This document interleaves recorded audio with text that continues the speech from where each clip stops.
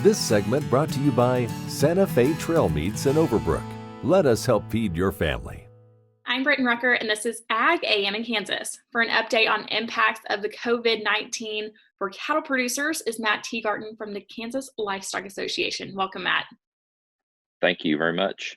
Matt, what is the KLA doing in response to the COVID-19 crisis?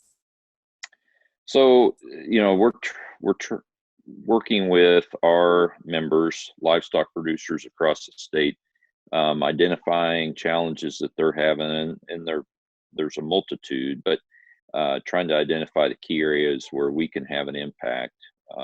Early on, that included recognize that there would be a challenge in getting cattle harvested, and so made sure right from the beginning that we had inspectors and graders that would be on the job in the plants doing their job so we could keep functioning. That was at the very beginning of this situation. We're now seeing with the challenges in terms of workforce issues for the plants impacting, in particular, beef and pork processing plants that we need to be focused on that, trying to keep the workforce in place. Worker safety is paramount. That's the first item on the list of things to be focused on. But with some risk mitigation measures, we think those plants can continue to function at slower speeds, lower capacity, but continue to function. It's really important.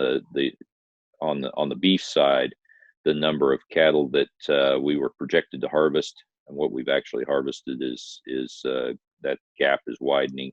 We want to close that gap and get back up to 100% as quickly as possible. And you guys have actually been working with the USDA during this whole COVID-19 crisis. Yeah, so in between, one of the things that we determined was appropriate. This is much like a disaster, and in the past we have worked to with USDA to make disaster programs more suitable, more effective for livestock producers. And so we've done the same thing with the CARES Act, the funding that was included in the CARES Act passed by Congress, signed by the president, and soon to be implemented by USDA. We've provided some suggestions to USDA about how to structure that program to make it more effective for livestock producers. USDA has released a little bit of detail, not much, but a little bit of detail about that program. And one thing we've confirmed is the expectation of a payment limit of $125,000.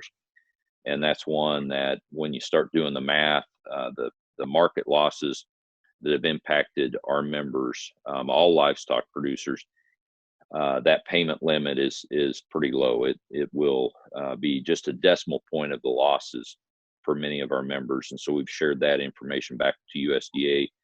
National Cattlemen's Beef Association has done the same. Members of Congress have done the same to point out that will not be adequate for many livestock producers, the losses that many livestock producers have suffered. Right. So what are some key factors for the cattle industry during this crisis? So, I think the thing that's right in front of us is this packing plant capacity issue and the backlog of cattle that's creating, trying to work through that. We've seen some unusual market dynamics during this stretch, dynamics that we've asked USDA and the Department of Justice to investigate, make sure there's no illegal activity occurring. So we're going to wait on USDA and the Department of Justice for those results. In the meantime, keeping cattle moving through the system is our priority. We're seeing a little bit of a challenge at the feed yard and dairy level with some workers that tested positive and the impact that has on the whole crew. So we're working through that. We've worked on hours of service exemptions to keep trucks running, get product moved around the country, both live animals and meat and milk, make sure that transportation is does not become a bottleneck.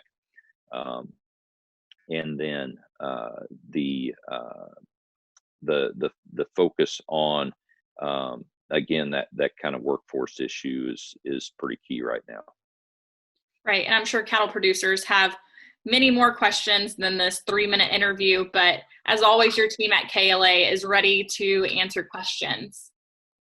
You bet. That's what we're here for, members and producers in general. Contact the KLA office and we'll be happy to answer questions, help guide you in the right direction. Well, Matt, thanks for being on the program. You bet. Thank you. I'm Brityne Rucker, and this has been AgAm in Kansas.